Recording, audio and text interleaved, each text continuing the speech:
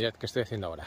Poco a poquito voy aprovechando siempre que va lloviendo, voy rascando los laterales del camino y arreglándolo. Aquí hay que tapar este agujero de aquí, que se va haciendo una pendiente que queda este charco. Y entonces lo que se trata, pues esto, ir rascando sin picar, porque esto es... en castellano no sé cómo se llama, tapas. Pero bueno, es una tierra que se deshace mucho, pero a la vez es dura, pero es muy quebradiza. Entonces ahora rasco la parte superficial que está mojada y aprovecho para nivelar el camino hacia la derecha. Entonces os enseño un poquito cómo va y así poco a poco, siempre hay que ir haciendo las cosas dependiendo de las herramientas que tengas para hacer el trabajo. Pues en eso estamos.